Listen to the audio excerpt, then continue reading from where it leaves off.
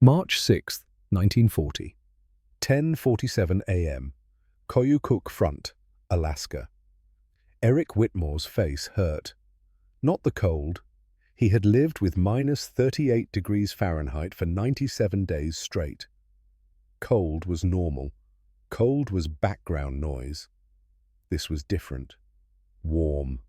Wet. Wrong. He touched his jaw with his left hand. The glove came away red. Dark red. Too much red. Blood. Through blurred vision, he could see his rifle lying in the snow 3 feet away. Winchester Model 70. Iron sights. No scope. No magnification. Just 2 metal posts and a notch. The same rifle he had used to kill 505 Soviet soldiers in the past 3 months. 5.2 kills per day. Every single day. For 97 days straight.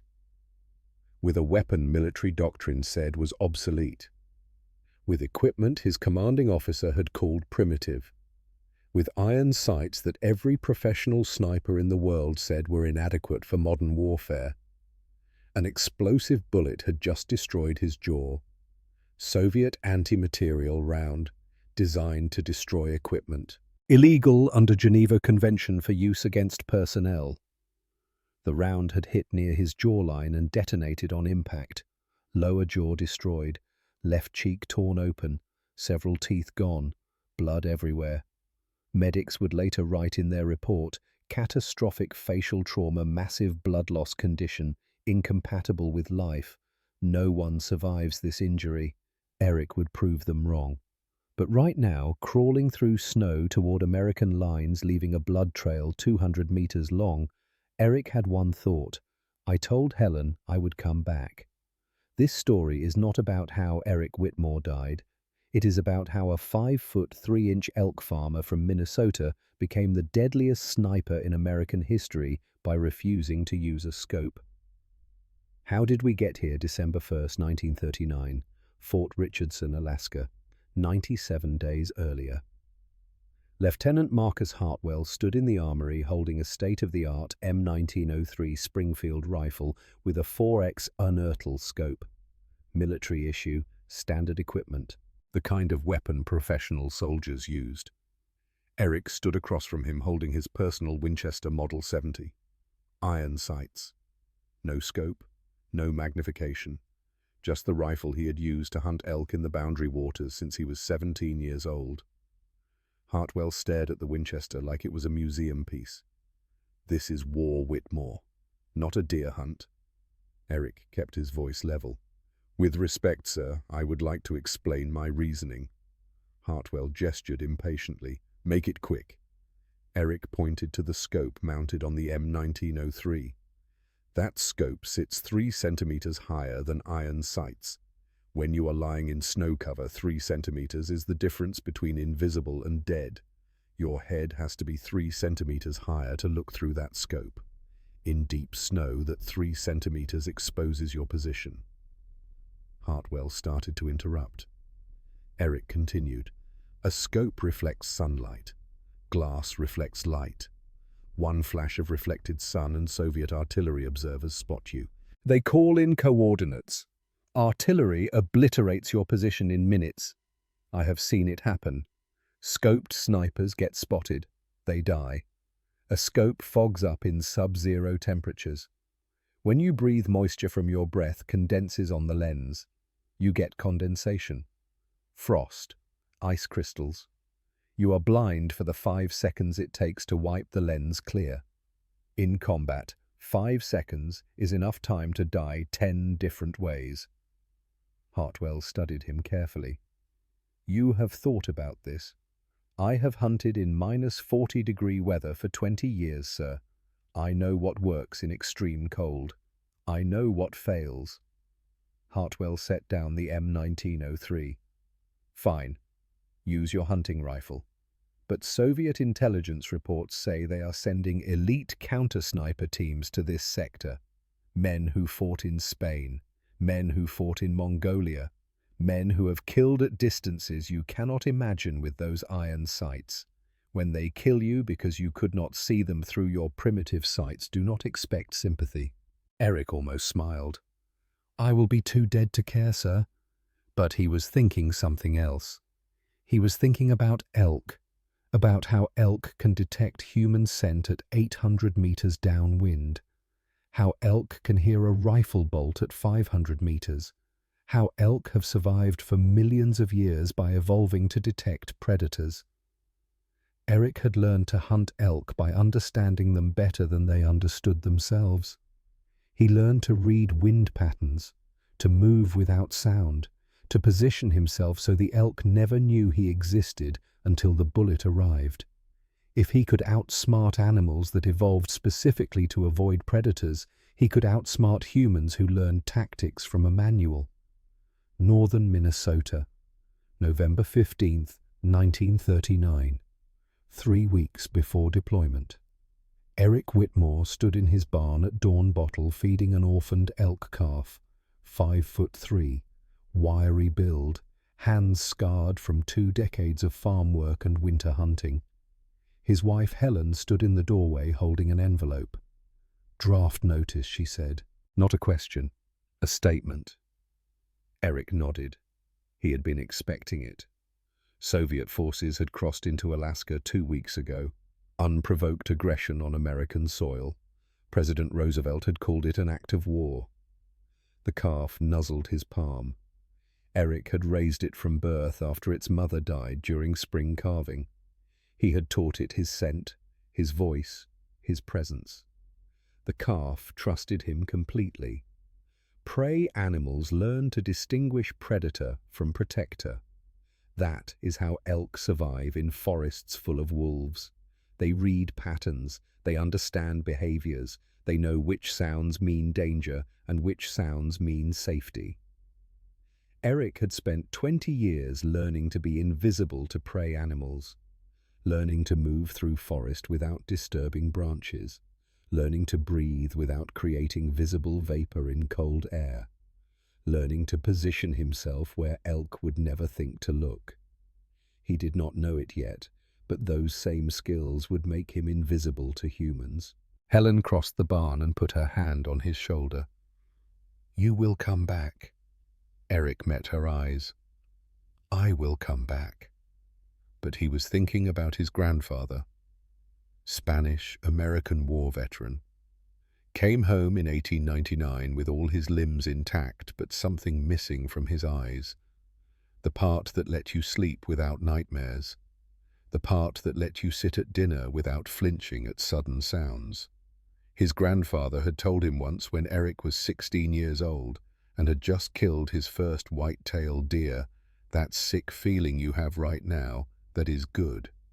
That means you respect what you took. The day killing feels easy. You stop being a hunter. You become something else, something worse. Eric had never forgotten that. 4 days later, he boarded a train to Alaska carrying his Winchester. The military would issue him a rifle, but he wanted his own. Just in case doctrine failed and survival required tools, he understood. December 3rd, 1939, 4:47 a.m., Koyukuk Front, Alaska. Eric's first kill happened before sunrise. He had been in position since 10 p.m. the previous night. 8 hours in the same spot. Temperature minus 35 degrees. No movement except slow, controlled breathing. His position was not standard military doctrine. No sandbags, no logs, no fortification that would be visible from 100 meters away. Just a micro trench. A depression in snow so shallow that a man could step over it without noticing. Eric had spent 4 hours building it in complete darkness. Not digging, which would disturb too much snow and leave obvious signs. Compressing. Using his body weight to create a shallow pocket that looked like natural terrain. Around the muzzle he had packed snow. Hard, compressed snow. When a rifle fires in deep powder snow, the muzzle blast kicks up a massive cloud. Every soldier within 500 meters can see the cloud and identify the shooter's position. Eric's packed snow would absorb most of the blast. No cloud, no signature. The rifle would fire, the bullet would travel, the target would fall, and nobody would know where the shot originated. In his mouth he kept packed snow, fresh snow, constantly refreshing it. This was the technique that would define his entire campaign. When you exhale in sub-zero temperatures, moisture from your breath creates visible vapor. Steam. A white cloud in cold air that says "sniper here" to anyone watching. Soviet observers were trained to scan for breath vapor. It was one of the primary methods for detecting concealed positions. Eric kept fresh snow in his mouth constantly. His warm breath melted the snow before it could exit his mouth. No vapor, no steam, no visible signature. It was uncomfortable. It made his teeth ache. It numbed his tongue and made his jaw hurt. But it made him invisible. Soviet patrol advanced at dawn. 12 men. Standard formation. Moving with the confidence of soldiers who believed they owned this territory. Eric watched through iron sights. No magnification, just 2 metal posts and a notch. The same sights he had used to shoot rabbits at 300 meters when he was 12 years old. The patrol leader walked slightly ahead of his men. Confident posture, scanning the tree line but not with the paranoia of someone who expected immediate danger. Officers always moved differently. Even when they tried to blend in, something in their bearing gave them away. Eric had learned to spot it. Range 420 meters. Most military manuals said iron sights were effective to 300 meters maximum. Beyond that distance, you needed magnification to see the target clearly enough for accurate fire. But Eric was not most soldiers. He had been shooting at extreme ranges since childhood, not because he enjoyed the challenge, because wounded game ran and running game meant no food, and no food meant his family went hungry. He learned to make the first shot count at any distance. By age 17, Eric could estimate range by eye within 10 meters of accuracy. Could calculate bullet drop for any distance under 500 meters. Could compensate for wind without instruments just by feeling how air moved against his face. 20 years of practice, 10,000 shots, maybe more. His grandfather's voice echoed in his memory. You do not think about killing. You think about the shot, distance, wind, the animal's next movement. The kill happens because the shot was right. If you think about killing, you hesitate. If you hesitate, you miss. If you miss, you fail. Eric settled his breathing, exhaled slowly through the snow in his mouth. The moisture was absorbed, no visible vapor. Iron sights settled on the Soviet officer's center mass, heart and lungs, the target area that guaranteed quick death. He pulled the trigger. The Winchester kicked against his shoulder. The sound cracked across frozen forest. Sharp, distinctive. 420 meters away, the Soviet officer dropped like his strings had been cut. One shot, center mass, dead before he hit snow. Eric felt his stomach twist. This was not an elk. This was not a deer. This was a human being. Someone's son, maybe someone's father. A man who had woken up this morning expecting to live through the day. But the patrol was scattering now and training took over. Eric chambered another round. The bolt worked smoothly. American engineering, reliable even in extreme cold. The patrol scattered for cover. Most found it. 2 did not move fast enough. Eric fired twice more in the next 15 seconds. 2 more Soviet soldiers fell, both dead. Both shot through the center of mass from 400+ meters with iron sights. The remaining 9 Soviets found cover and returned fire, but they were shooting at nothing. They could not see Eric's position. His micro-trench was invisible. His packed snow had absorbed the muzzle blast. His breath discipline meant no vapor signature. To the Soviets, it was like being shot by a ghost.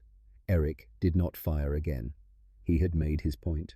3 confirmed kills. The patrol was suppressed, and combat ineffective. Mission accomplished. That night, Eric sat in his tent cleaning his rifle. His hands were steady. That bothered him more than shaking would have. Private Davis. His tent mate asked the question. "How does it feel?"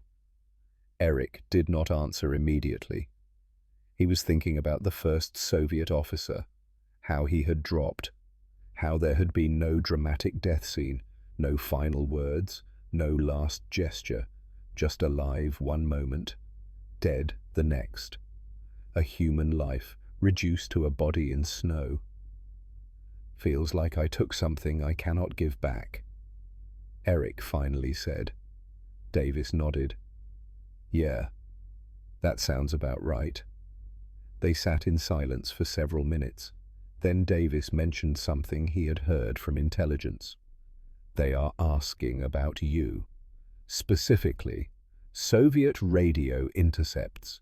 They want descriptions of a short American sniper using iron sights. They think it is propaganda. They say nobody should be that effective without a scope." Eric did not respond. But he was thinking, they are going to send specialists, professional hunters trained to kill snipers, men who understand the game. Good, let them come. December 4th through December 14th, 10 days of systematic killing. Eric developed patterns, not military doctrine, hunting patterns refined through 2 decades of pursuing animals that were smarter than humans in their own environment. Every position built hours before dawn, sometimes 4 hours of preparation for 6 shots, sometimes 0 shots. Hunters know that setup determines success more than shooting skill. You can be the best marksman in the world, but if the animal never appears in your sight line, you get nothing. Eric built positions where Soviet patrols would be, not where they were, where they would be. Never use the same position twice. Animals learn. They remember where danger came from. They avoid those areas. Humans are animals. They learn too. Eric would fire 1 to 6 shots from a position, then abandon it permanently. Build a new position 500 meters away. Soviet forces would target his old position with artillery, destroy empty snow, waste ammunition on a ghost. Vapor discipline became automatic. Snow in mouth always, even when not actively shooting, because the moment you forget is the moment someone spots your breath vapor and calls in artillery coordinates. By December 14th, Eric had 28 confirmed kills in 11 days. 2.5 kills per day, every single day. In conditions that were getting worse, temperature dropping, snowfall increasing, visibility decreasing, but Eric's kill rate was increasing too. December 15th, Battalion Headquarters.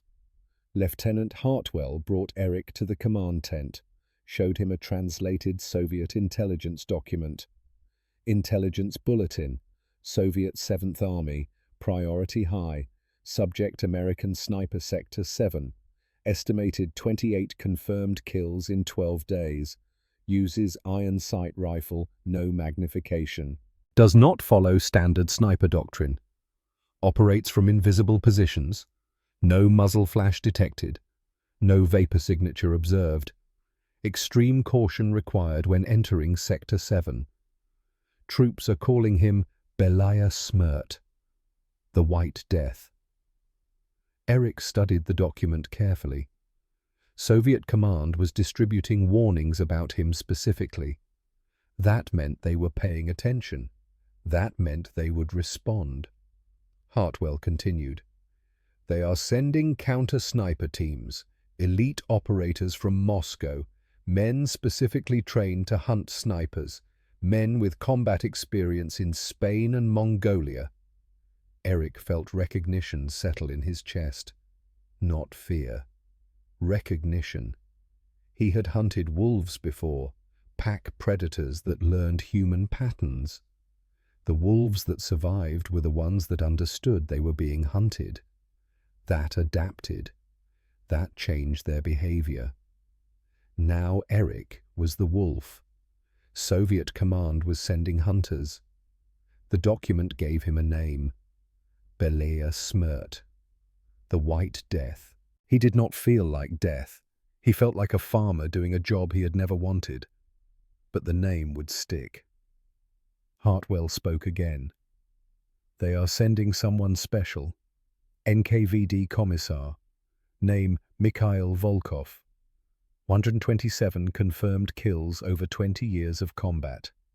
He trained most of the Soviet snipers currently operating. He has killed men at distances beyond 800 meters with scoped rifles. He is coming here specifically to kill you, Whitmore. Eric nodded slowly. Is he in Alaska yet or still in Moscow? Still in Moscow. Why? Because I have maybe 3 days before he arrives. I need to make those days count. December 16th through December 20, 4 days of escalation. Eric killed 9 more Soviet soldiers, methodically, professionally, without emotion. By December 21st, his confirmed kill count had reached 37. Then the elite counter-sniper team arrived. December 21st, 1939, 6:23 a.m. 6 Soviet snipers advanced through birch forest 400 meters from Eric's position. All 6 carried scoped Mosin Nagant rifles. All 6 wore elite winter camouflage better than standard Soviet issue. All 6 moved with the deliberate caution of men who knew they were hunting a predator. These were not conscripts. These were graduates of Soviet sniper school, professional killers with combat experience in multiple theaters. They had been sent to kill Eric specifically. Soviet intelligence had identified him as the sniper responsible for 37 confirmed kills in 20 days. They called him the target. They did not know his name yet. They just knew someone on the Koyukuk front was killing Soviet soldiers at an impossible rate. These 6 snipers were supposed to solve that problem permanently. Eric watched them through iron sights. No magnification. Just 2 metal posts and a notch. The Soviets moved in classic counter-sniper formation. 2 advanced scouts, 3 center shooters, 1 rear security. Textbook doctrine from the manual. They stopped every 30 meters to scan the tree line, looking for movement, disturbed snow, anything that indicated a firing position. They were 400 meters away, too far for iron sights according to every military manual. Eric had killed elk at 450 meters with these same sights. The Soviet in the center of the formation was their leader, tall, moving with authority. Officers always move differently. Eric settled his breathing, snow in his mouth, his face packed with snow for concealment, his micro-trench invisible to anyone more than 10 meters away. The Soviet leader stopped, raised binoculars, scanned the tree line where Eric was positioned. Eric did not move, did not breathe, completely still. The Soviet lowered his binoculars, signaled his team to advance. They had not seen anything. Eric waited until they were 380 meters away, closer than necessary, but he wanted certainty. He placed the front sight post on the Soviet leader's chest, exhaled slowly, pulled the trigger, the Winchester kicked. The sound cracked across frozen forest. 380 meters away, the Soviet leader dropped instantly. 1 shot, center mass, dead. The other 5 Soviets scattered, professional training. They dove for cover behind trees into snowdrifts anywhere that was not exposed.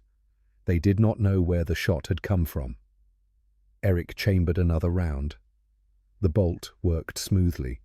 He scanned for targets. 1 Soviet made a mistake, moved too fast, exposed his shoulder for half a second. Eric fired. The Soviet jerked backward, hit. Not immediately fatal, but down. 4 left. Eric waited. The Soviets were professionals. They would not panic. They would use doctrine, establish base of fire, suppress the enemy position, maneuver to flank. Except they did not know where the enemy position was. 3 minutes passed. Nothing moved. Then 2 Soviets opened fire. Suppressive fire, spraying bullets at the general area where they thought the American sniper might be. They were shooting 50 meters too far to the right. While they fired, a 4th Soviet moved. Bounding overwatch. One element suppresses while another maneuvers. Classic tactics. He sprinted from tree to tree, fast, professional, 60 meters in 4 seconds. Eric tracked him, led the target, calculated movement, fired. The Soviet fell mid-sprint, tumbled into snow, did not move. 3 left, 2 were still firing.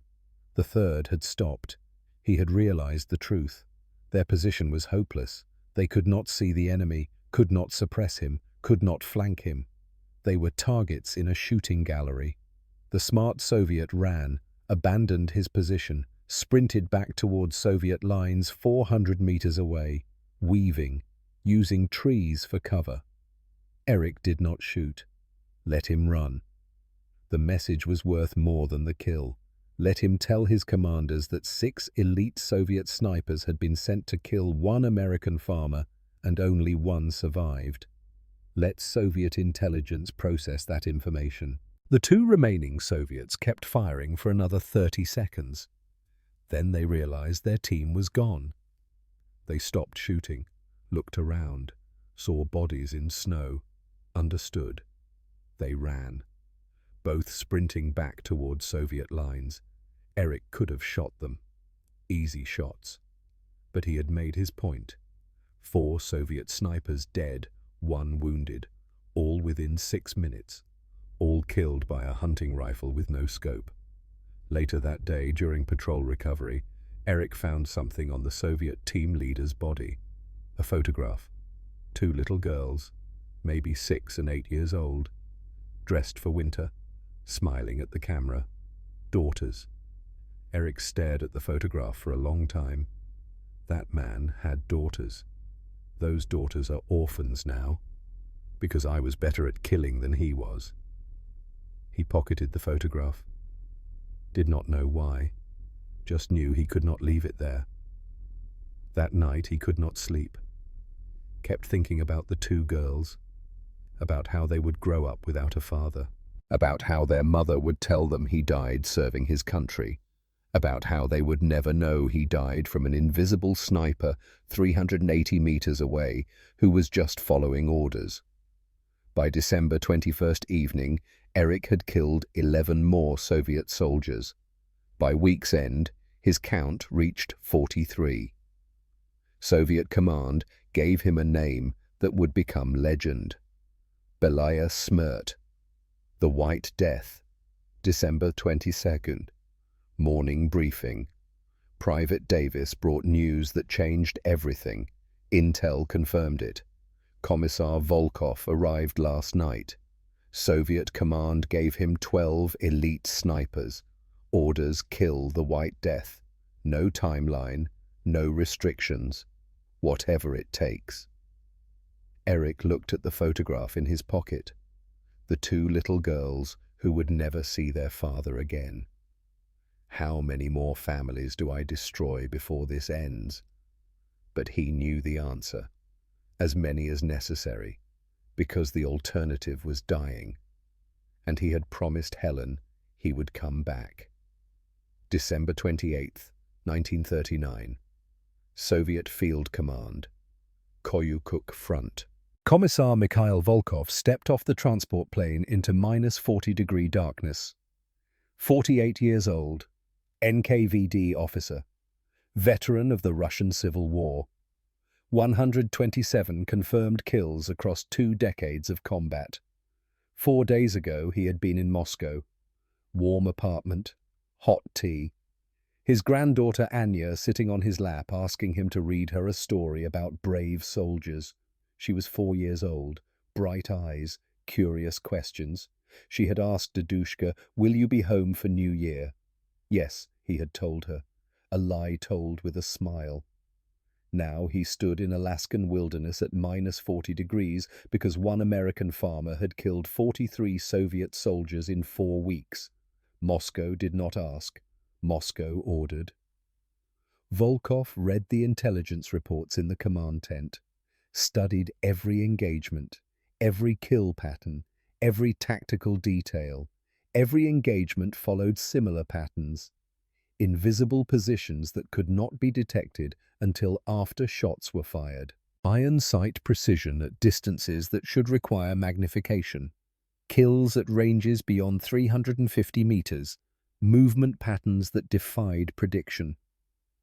The American was hunting, not fighting. Hunting. Volkov understood hunters.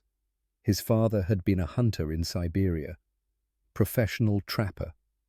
He had taught young Mikhail to track wolves through snow-red animal behavior, understand when prey became predator. His father died hunting when Mikhail was 16. Cornered a wounded bear that refused to follow the pattern. The bear killed him. Lesson learned: never underestimate prey that refuses to act like prey. Volkov was 48 years old. He had killed 127 men in combat over 23 years. He had trained hundreds of Soviet snipers. He understood doctrine. He understood tactics. He understood how professional soldiers thought. But this American was not thinking like a soldier. He was thinking like something else. Something more dangerous. That night, Volkov briefed his 12 selected snipers. Elite operators. Men who had fought in Spain against fascist forces. Men who had killed at distances beyond 600 meters. This American is exceptional, Volkov said. Skilled, disciplined, operating in terrain he knows better than we do. But he is one man following hunting instincts.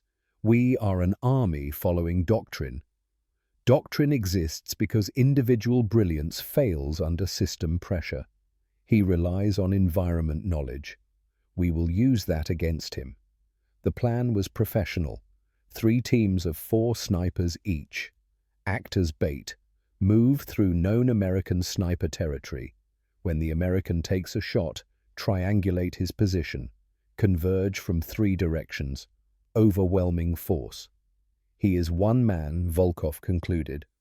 We are 12 trained professionals with modern equipment. Mathematics favors us. One of his snipers, Sergeant Petrov, raised a question. Comrade Commissar, what if intelligence is wrong? What if Americans have multiple snipers and consolidated attribution to create psychological effect? Volkov considered this. Then we kill them all. 1 or 12 does not matter. We have system. They have improvisation. System always wins. But here is what you need to understand about that assessment. Volkov had 127 kills over 20 years of combat. Average 6.4 kills per year. Career rate 0.017 kills per day. Eric had 43 kills in 28 days. Average 1.5 kills per day. Projected annual rate 548 kills per year. Eric was operating at 85 times Volkov's career kill rate, with inferior equipment, in more extreme conditions, against professional soldiers who were actively trying to kill him. Volkov was hunting a predator operating beyond any documented human performance, and Volkov did not fully understand that yet. December 29, 1939, Day 1 of Volkov's hunt. Team 1 advanced through sector where Eric had killed 7 Soviet soldiers in previous 72 hours. 4 elite snipers, Spanish Civil War veterans, Zeiss optics worth more than most American soldiers earned in a year, professional spacing, constant scanning, textbook execution of counter-sniper doctrine. Eric watched from 420 meters away. He had been in position since 3 a.m. 7 hours. Temperature -38 degrees. His micro-trench was invisible.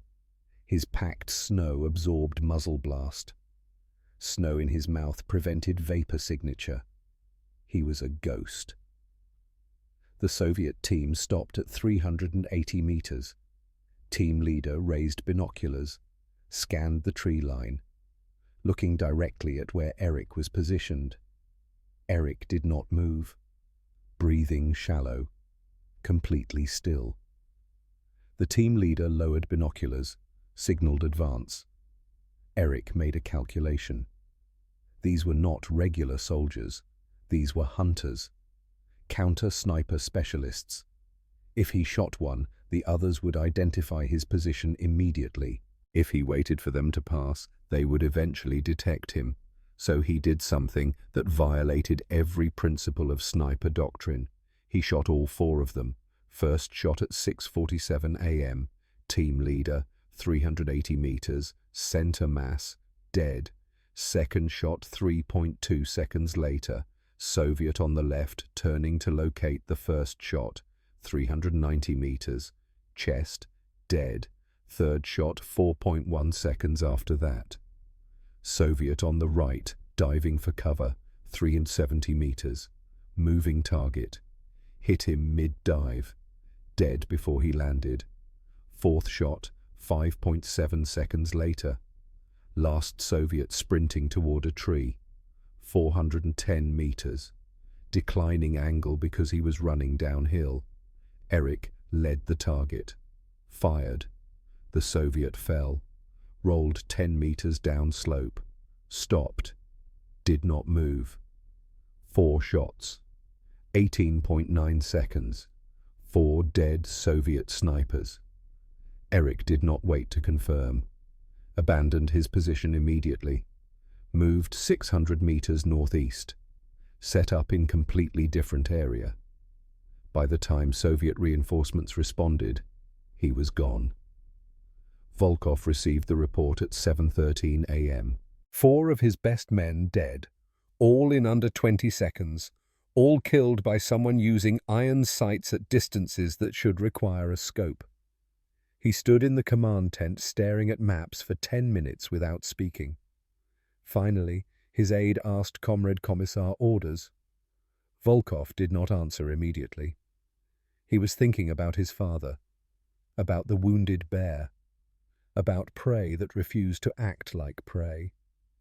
The American is not following rules, Volkov said quietly.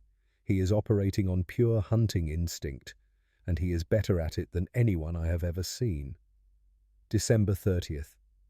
Night operations. Volkov tried different tactics.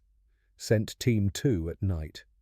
Doctrine said snipers could not operate effectively in darkness without modern night optics. Eric proved doctrine wrong. Heavy snowfall reduced visibility to 150 meters for normal vision. But Eric's eyes were not normal. He had 20/10 visual acuity. Exceptional clarity. More importantly, his eyes had 30% more rod cells than average human vision. Rod cells process low light conditions. He could literally see better in darkness than standard soldiers. But in December 1939, Eric did not know this. He just knew, I can see them. They cannot see me. That asymmetry was enough. Soviet soldiers, believing weather-grounded snipers moved more freely, relaxed their guards slightly. Mistake. Eric operated like a ghost in falling snow, moving between positions, invisible against white background. When Soviets fell, they fell silently. No sound of incoming fire through heavy snow, just collapse. Their comrades never saw the shooter, never heard the shot, just watched friends die from an invisible enemy. 3 Soviet soldiers dead that night. Team 2's survivor reported back to Volkov. He can see in the dark. It is impossible, but he can see in the dark. Volkov did not dismiss this as superstition. He understood the American has some advantage we do not understand. Adaptation beyond our doctrine. January 1st, 1940. Counter-sniper elimination. Eric spotted a Soviet counter-sniper team setting up in a destroyed building, 700 meters out. These were not conscripts. These were graduates of Soviet sniper school. Zeiss scopes. Years of training. Eric watched them for 45 minutes, learning their patterns, professional discipline. Every 12 to 15 minutes they rotated positions, preventing fatigue. Textbook doctrine. Eric waited for the moment. When the spotter scanned away from his sector, Eric fired. 720 meters, longest shot of his campaign. Soviet shooter dropped. Spotter began low crawling to cover. 15 seconds later, Eric fired again. Spotter down. Soviet counter-sniper team eliminated. They never located Eric's position. By January the 2nd, Volkov had lost 11 snipers in 5 days. Every tactic failed. Every team died. He stood in the command tent. His commanding officer entered. "Comrade Commissar Moscow is asking for progress reports." Volkov stared at the maps. "Tell Moscow the American is operating beyond documented performance. He is not following rules. We cannot kill him with doctrine. What do you recommend? Saturation artillery. Burn the entire sector. Kill everything. Moscow wants him killed by sniper team. Proof of Soviet sniper superiority." Volkov wanted to say he has already proven superiority. He is better than us. Instead, understood. I will continue operations. January 4th. Eric observed a Soviet position, aimed at a soldier. As he squeezed the trigger, a second soldier walked into the path. Younger, maybe 18 or 19. The bullet struck the younger soldier. Not instant death. He fell wounded, calling for help in Russian. Eric watched through his iron sights. The soldier he had intended to kill ran to help the wounded one, exposed himself completely. Eric could have taken the shot. Easy kill. He did not. He let them carry the wounded man away. That night, Eric wrote in his notebook 73 confirmed kills. One I wish I had missed. January 5th. During patrol, Eric discovered something. Small signs in Russian, left in obvious locations. Intelligence translated them. "I know you are skilled. I respect your ability, but I have orders. One of us will die. I would prefer it to be you." Volkov was communicating. Professional respect between hunters. Eric had intelligence translate a response, left it where Volkov's team would find it. "You are fighting by doctrine. I am fighting to survive. Doctrine loses to survival." This exchange made Eric respect Volkov, which made the inevitable outcome harder. January 6, 1940. Volkov made his final decision. No more teams, no more doctrine. He would hunt Eric personally. He told his commanding officer, "I trained every sniper in this division. If they cannot kill him, I must try." That morning, Volkov moved alone through forest. No spotter, no backup. Just him, his Mosin Nagant, 20 years of experience. He hunted the way his father had taught him, reading snow disturbances, wind patterns, sight lines. He found 3 of Eric's previous positions, studied them carefully, understood the pattern. Micro trenches invisible until you were standing on them, positioned for maximum sight lines and minimum exposure, built hours before dawn, abandoned after each engagement. This American thinks like a hunter, Volkov realized, not a soldier. He is hunting humans the way you hunt wolves. Volkov felt admiration. Then he saw it. 410 meters away, tiny disturbance in snow. Maybe nothing. Maybe death. He raised his rifle, scoped the position. Eric had been in position since 3 a.m. 7 hours. Temperature minus 42 degrees. Colder than any previous day. He had seen Volkov approach, recognized him from distinctive movement. Confident, experienced. This was the man Moscow sent. Eric settled his breathing. Iron sights centered on Volkov's chest. 10 meters. His finger touched the trigger. Stopped. This man is following orders. Like me, he has family, probably grandchildren based on his age. Eric thought about the photograph of the two little girls. How many more families do I destroy? Then Volkov raised his rifle, aimed directly at Eric's position.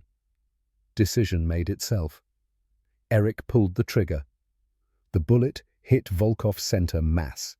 He dropped his rifle, fell backward into snow, maybe 30 seconds before death, blood filling his chest cavity. His last thought: the American is better than me, not because of equipment, because he belongs to this environment. I was trying to impose doctrine on chaos. He was chaos. Then nothing. That night, Eric crawled to Volkov's body, violated every doctrine, but he needed to know, found identification, found a photograph in Volkov's coat. Volkov with a young girl on his shoulders, maybe 4 years old, granddaughter. Eric took the photograph, put it with the other one, 2 photographs. 2 families destroyed. He sat in the snow next to Volkov's body, holding both photographs. Said out loud to no one, "I am sorry. I am sorry you died doing your duty. I am sorry your granddaughter will not remember you. I am sorry I am good at this." Then he found Volkov's journal. Last entry written that morning. "This American is not my enemy. We are both soldiers serving our countries, but orders are orders. If I die today, I die with respect for worthy opponent. Tell Anya her dedushka died honorably." Anya, the granddaughter's name.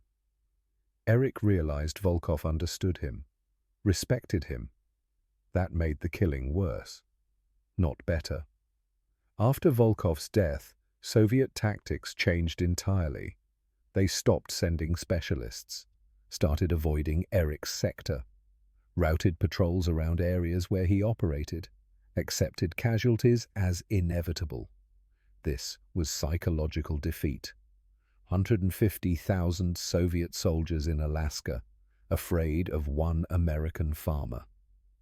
By February 1st, Eric's confirmed kill count reached 259. Average 4.1 kills per day, every single day for 63 days straight. February 17th. Soviet command tried one final tactic. Entire rifle company, 120 men. Orders: sweep the sector, kill everything. The company advanced in morning fog. Eric had built 3 separate positions within 200 meters of each other, all invisible, all pre-sighted.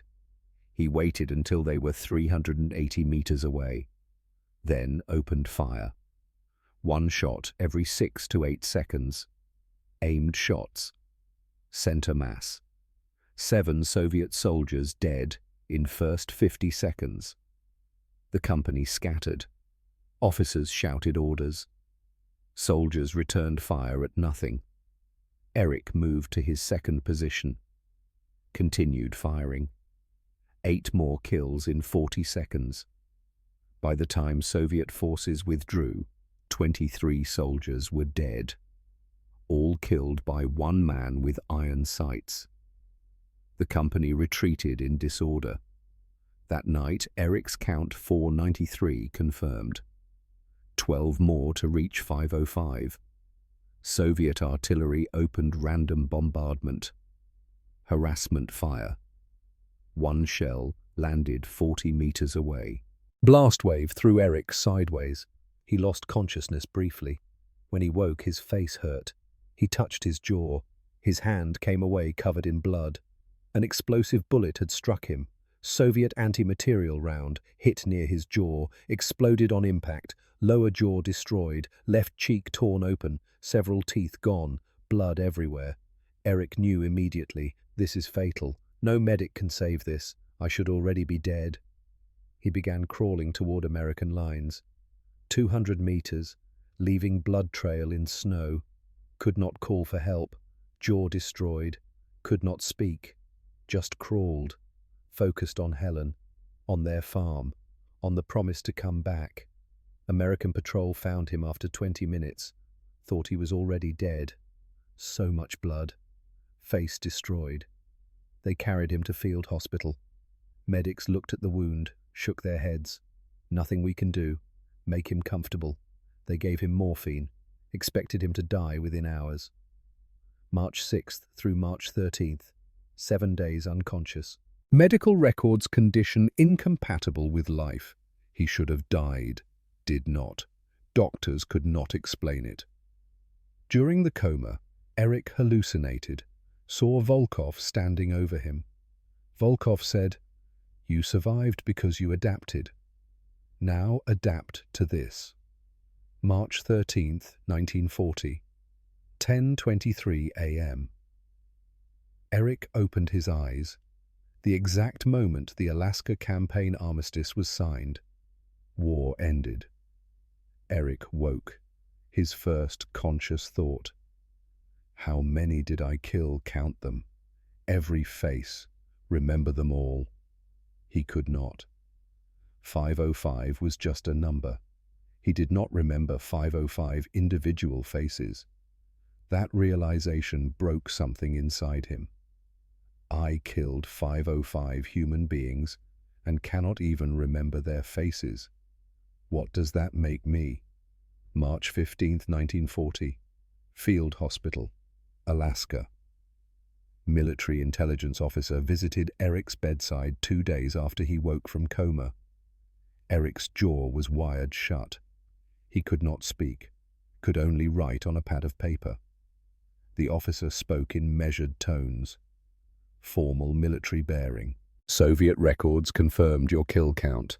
505 confirmed sniper kills, approximately 200 additional with submachine gun in close combat when enemy forces got too close. You are the deadliest sniper in American military history. Command is recommending you for the Medal of Honor. Eric picked up the pencil. His hand shook slightly from medication and injury. He wrote slowly on the pad, "Do not want it. Just want to go home." The officer frowned. "You are a hero, Corporal Whitmore. Your actions saved countless American lives. You deserve recognition." Eric wrote again. "Heroes do not have nightmares about the faces they cannot remember." The officer did not know how to respond to that. He left the medical chart and departed. Eric stared at the ceiling for a long time after the officer left, thinking about numbers.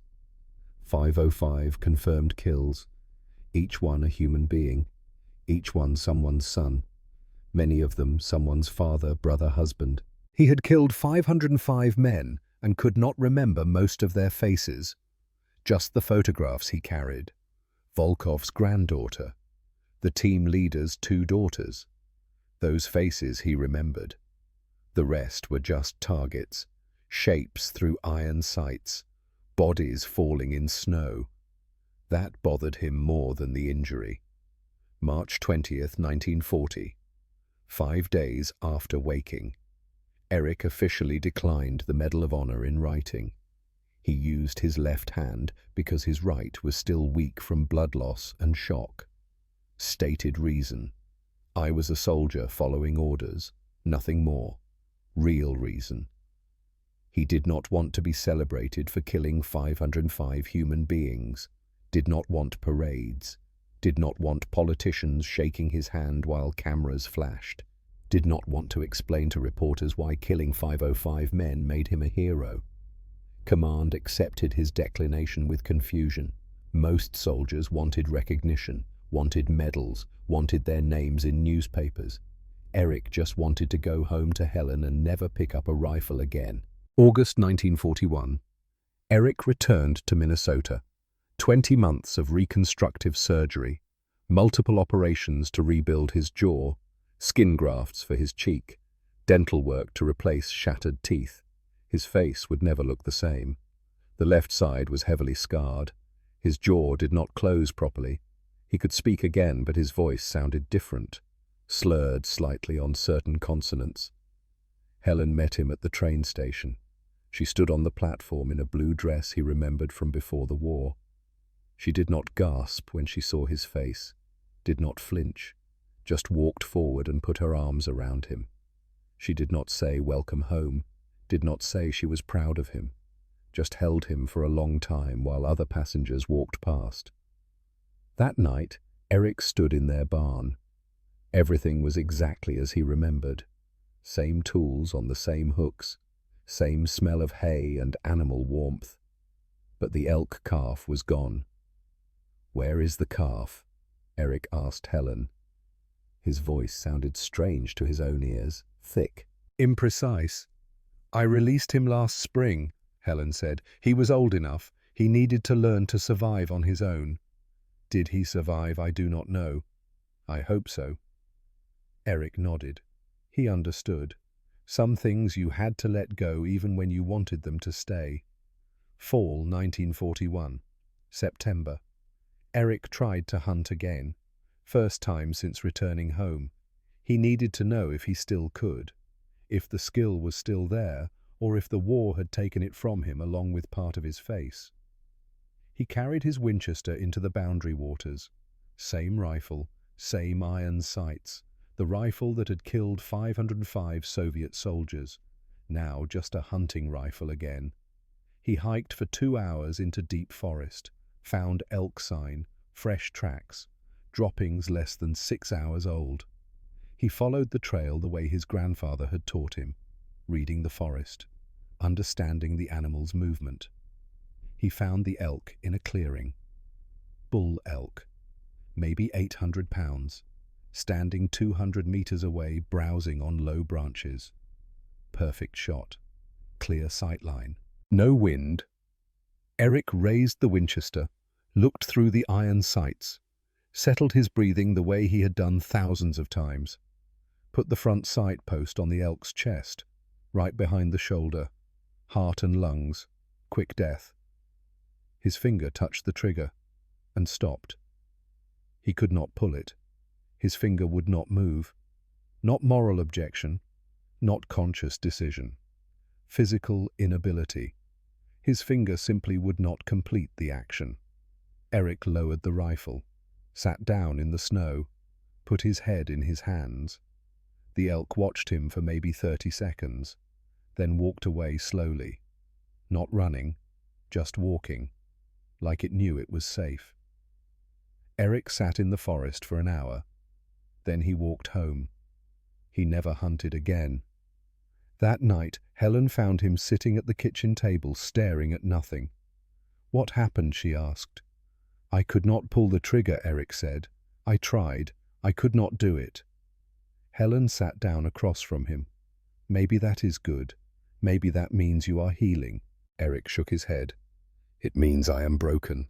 I killed 505 men without hesitation. Now I cannot kill an elk for food. What does that make me?" Helen reached across the table and took his hand. "It makes you human."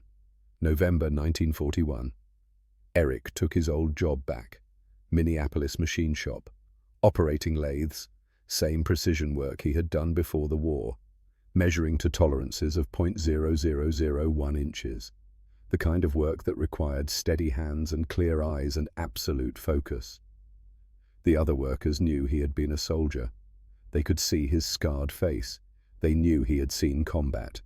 But none of them knew the details. None of them knew about 505 kills or iron sights or the nickname Soviet soldiers had given him. Eric preferred it that way. He went to work, did his job, came home, lived quietly. His supervisor asked him once, "What did you do in the war?" "Followed orders," Eric said. "Same as everyone else."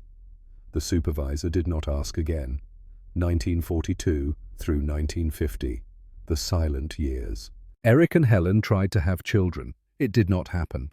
They saw doctors. The doctors said nothing was medically wrong. Sometimes it just does not happen. They accepted this. built a life without children. Neighbors knew Eric had been a soldier. Few knew he had been a sniper. None knew about the 505 confirmed kills or the photographs he kept in his bedside drawer. This reticence was common among combat veterans. Civilians could not understand what they had experienced, could not understand what it felt like to kill another human being, could not understand the weight of survival when so many others had not survived. So veterans stayed quiet, went to work, raised families when they could, lived quietly with what they had done. Eric developed a pattern. Same nightmare with variations. Always snow, always cold, always looking through iron sights at someone's face. Sometimes it was Volkov. Sometimes it was the young Soviet soldier he had wounded by accident. Sometimes it was the team leader whose daughters were in the photograph. Sometimes faces he could not remember from engagements he could barely recall. Always ended the same way. Pulling the trigger, watching them fall, waking up with Helen holding him saying, "You are home. You are safe." But Eric never felt safe, because safe meant he had survived while 505 others had not, and he could not remember most of their faces, could not honor them individually, could only carry 2 photographs and know that 503 other families had also been destroyed. 1950. Helen found the photographs. She was putting away laundry, found them in Eric's bedside drawer. 2 photographs, Soviet soldiers with children. She brought them to the kitchen where Eric was reading the newspaper. "Who are they?" Helen asked. Eric looked at the photographs. "Families I destroyed," he said quietly. Helen stared at him for a long moment. "You should throw these away. You should not torture yourself." "I need to remember," Eric said. 505 is just a number. Abstract. These make it real. These remind me that every one of those 505 men was somebody. Not just a target. Not just a kill count. Somebody with a family who loved them. Helen set the photographs on the table. "How many do you remember?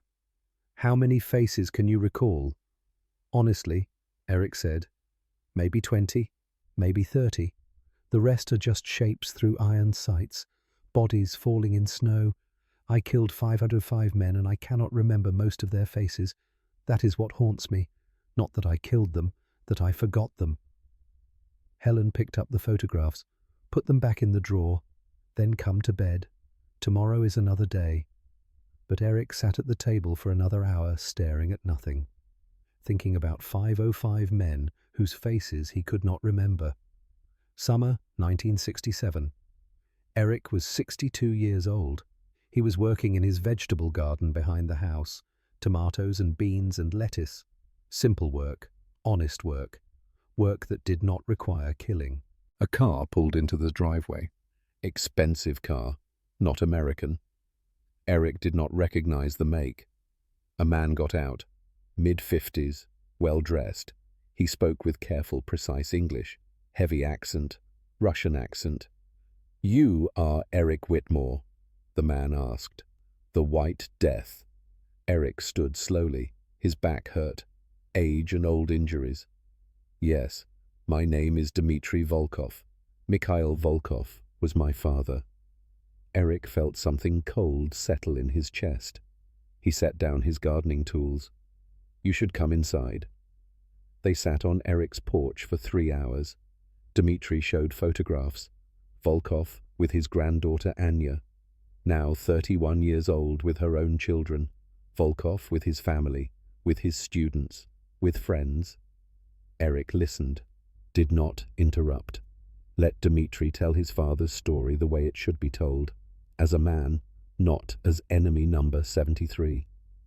Then Eric showed Dmitry the photograph he had carried for 27 years, Volkov with Anya on his shoulders. "I have looked at this every week since I took it from your father's body," Eric said. "Your father was a good man, professional, honorable. I killed him because he was trying to kill me, not because I wanted to, not because I hated him, because it was him or me, and I chose me." Dmitry nodded slowly. He showed Eric something else. Volkov's journal, the last entry. Eric read it carefully. "This American is not my enemy. We are both soldiers serving our countries. But orders are orders. If I die today, I die with respect for worthy opponent. Tell Anya her dedushka died honorably." Eric read it twice, then handed it back. Dmitri asked the question that had brought him across an ocean. "Do you regret killing him?" Eric thought for a long time before answering. Every single day, he finally said, "And I would do it again because he would have killed me." Both truths exist. That is what war is. Necessary things you regret forever. Your father was 48 when I killed him. I have now lived 14 years longer than he did. Every one of those 14 years I have thought he should have had these years. He should have watched Anya grow up, should have met his great-grandchildren. I took that from him. It was necessary. It was defensive. It still was not right. All three of those things are true. Dmitri was quiet for a long time. Then he spoke softly. "Thank you for remembering him as human, not as enemy number 73, not as just another kill." They shook hands. Dmitri left. Eric never saw him again. But that conversation gave Eric something he had not had before. Not forgiveness from Dmitri, forgiveness from himself. Slightly, a little bit, enough to sleep better some nights. 1982. United States Army approached Eric. He was 76 years old, retired from the machine shop, living quietly with Helen, tending his garden, reading books, watching the world change on television. Army wanted him to train snipers, consult on doctrine, share his techniques with a new generation. Eric agreed with one condition: "I will teach survival. I will not teach killing." He spent 5 years consulting, taught vapor discipline, micro-position construction, terrain integration over equipment reliance, environmental adaptation. Never once mentioned kill counts, never talked about the 505 confirmed kills. When instructors asked about his record, Eric always said the same thing: "That is not what I am here to teach. I am here to teach young men how to come home. Anyone can teach killing. Very few can teach surviving. I teach surviving." The techniques Eric pioneered became standard doctrine. Modern military called them different names. Vapor discipline became thermal signature management. Micro-positions became hasty hides. Equipment adaptation became environmental integration, not attributed to Eric by name in official manuals, just listed as Lessons Learned Alaska Campaign 1939 to 1940.